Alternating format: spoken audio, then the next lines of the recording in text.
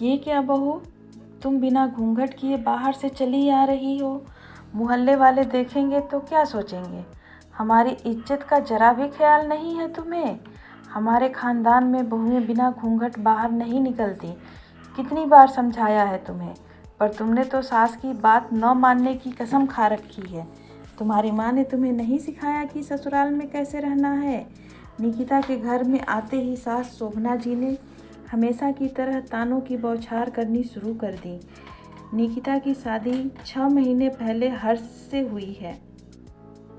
उसकी ससुराल में सास ससुर, एक छोटी ननद पूर्वी और उसके पति हर्षी थे। छोटा परिवार था। ससुराल में निकिता के लिए बहू वाले सारे नियम लागू थे। सास तेज स्वभाव महिला थी। घर में उन्हीं का शासन चलता था। घर के सारे कामों की जिम्मेदारी निकिता को सौंपकर उन्होंने घर के काम से मुक्ति पा ली थी। निकिता ससुराल के माहौल में रचने बसने की पूरी कोशिश करती।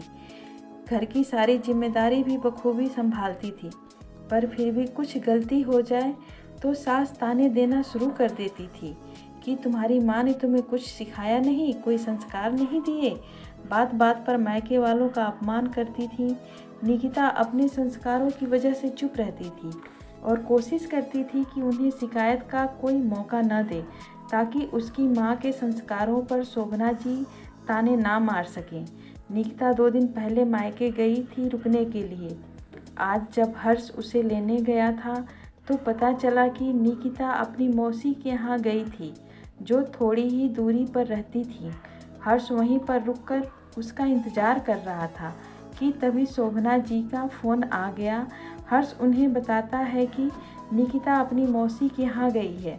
उसके वापस आते ही हम दोनों घर के लिए निकलेंगे। यह सुनकर शोभना जी का गुस्सा 7वें आसमान पर पहुंच गया कि बिना उनकी इजाज़त के वह किसी रिश्तेदार के यहाँ कैसे चली गई। फ़ोन पर हर्ष से न जाने क्या बात हुई। हर्ष निकिता को लेने उसकी मौसी के घर पहुंच गया था। वो गुस्से में था। वहां जाकर वो निकिता को भला बुरा कहने लगा और बिना बताए मौसी के यहाँ आने के लिए डांटने लगा और तुरंत ही वहां से चलने को कहा। वहां उसको अचानक इस तरह आया देखकर सभी आश्चर्यचकित थे।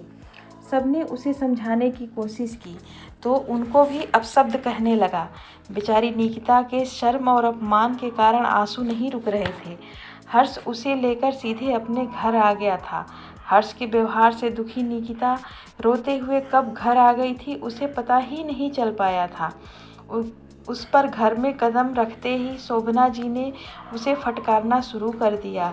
तुम बिना घूंघट चली आ रही हो, एक तो बिना बताए अपने रिश्तेदार के यहाँ चली गई। यही सिखाया है तुम्हारी माँ ने तुम्हें? निकिता, जो हर्ष के बर्ताव से पहले ही क्षुब्ध थी, आते ही सास के तानों सुनकर उसका सब्र का बांध टूट गया। वह बड़ी विनम्रता के साथ बोली, मम्मी जी, मेरी माँ ने मुझे बहुत कुछ सिखाया है और ससुराल में कैसे रहना है आप सिखा रही हैं, पर मुझको लगता है कि कुछ संस्कार आपको अपने बेटे को भी देने चाहिए थे कि दामाद होकर ससुराल में किसी के यहाँ बिन बुलाए ना पहुँच जाएं, और किसी का अपमान करने का अधिकार तो उन्हें बिल्कुल भी नहीं है, क्योंकि संस्कारों की ज़रूरत सिर्फ बहू को ही नहीं होती है। हर्ष ने निकिता से कहा, तुम माँ से बदतमीजी कर रही हो। निकिता, मैं माँ से बदतमीजी नहीं कर रही हूँ, बल्कि उन्हें बता रही हूँ कि जिन संस्कारों की उम्मीद वे अपनी बहू से करती हैं उनके बेटे में भी होने चाहिए। बहू को कैसे रहना चाहिए ये बात तो मम्मी जी हमेशा बताती हैं, पर दामाद को ससुराल में कैसा व्यवहार करना चाहिए ये बात शायद आपको बताना भूल गई।